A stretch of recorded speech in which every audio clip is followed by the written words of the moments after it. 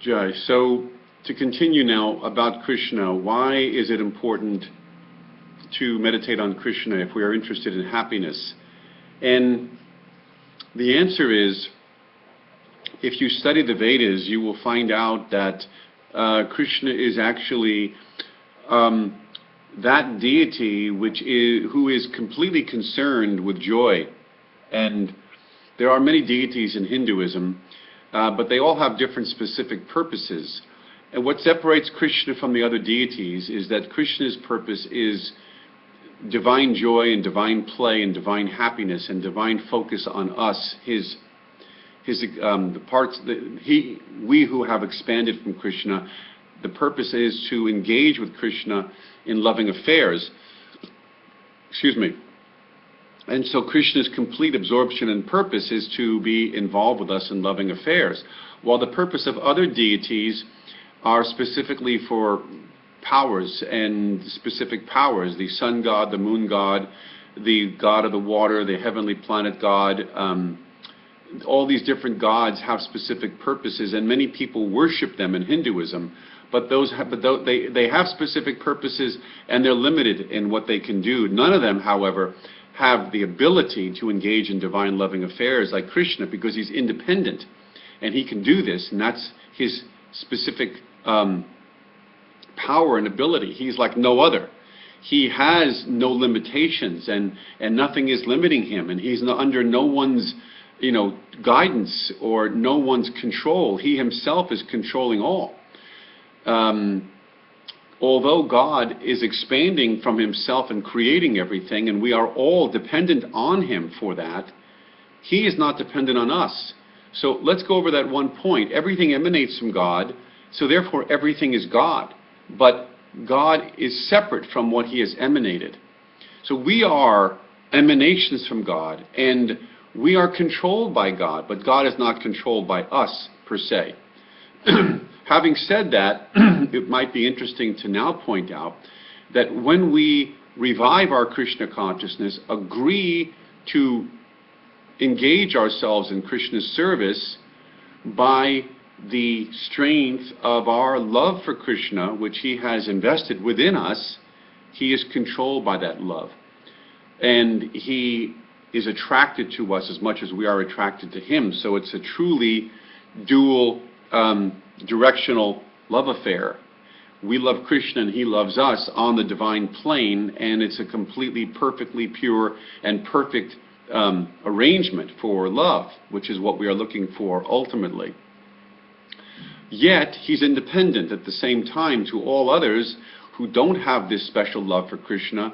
God is independent. He creates everything, and yet he's beyond everything. So if we wish to reach God and to understand God, we must approach him through love, surrender, and love. And this is how we revive that love which is within us in relationship to Krishna. So because Krishna is full of independent love and does what he pleases, and he's extremely charming and joyful and young and frivolous and happy and creative and spontaneous and thoughtful, all these wonderful qualities that God has, he has the ability to capture our attention completely. And if we give ourselves over to Krishna through the process of transcendental meditation, we can enter into that dimension. As you can clearly, I will repeat that. I did not say dementia, I said dimension. A dimension like another plane of existence which exists within us. We are not limited as living beings to this plane of existence only. We can go outside of this plane of existence, and that comes when we have awoken our Krishna consciousness. We can live in a different plane of existence that is not subject to time or any of the infirmities that this material world possesses. We can be part of another existence. A guru is here, but he is part of a different existence simultaneously. That existence is governed by one's absorption in loving affairs and thoughts of Krishna. And the ability to waken up that particular love that we have for Krishna comes through the process of Krishna consciousness. It's an active yoga. And if we perform it, we will waken up our inner meditational love for Krishna. A yogi who has awoken his love for Krishna, he lives in another dimension simultaneously with this dimension that we are seeing right now with our naked eye. But then beyond the eye, he's exhibiting, he's connected with a different dimension and enjoying it.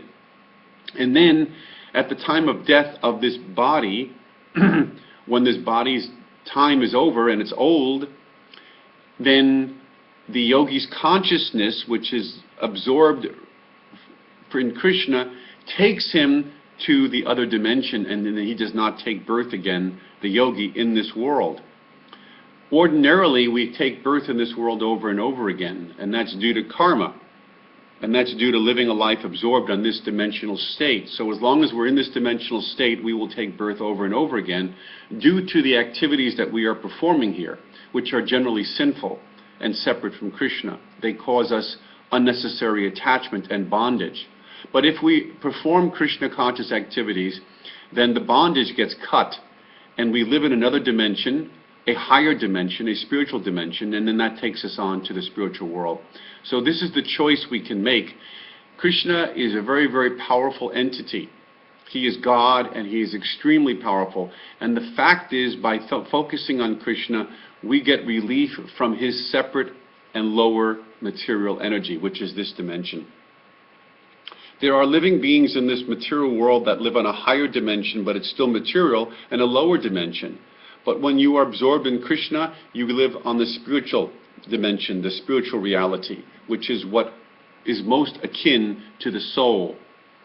So this world is a struggling place, but we don't have to struggle.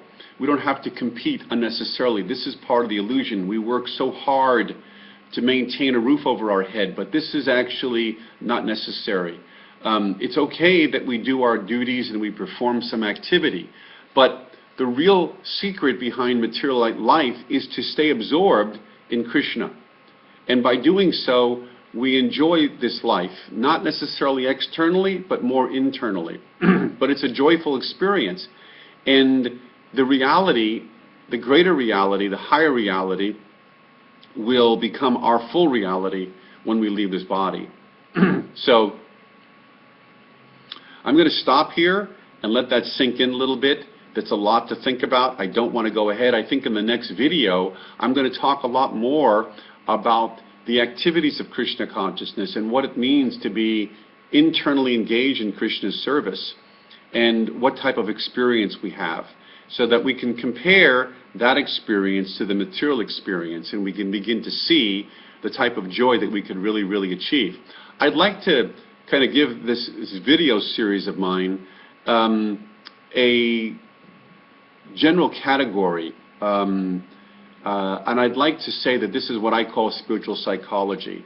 It's the psychology that we need to think about as far as where we want to put our mind and our attention psychologically, why it's important to put our mind and attention in a spiritual place. So dealing with these two realities I call psychological reality, spiritual psychology. Dealing with different dimensions I call the spiritual psychology, and giving you an awareness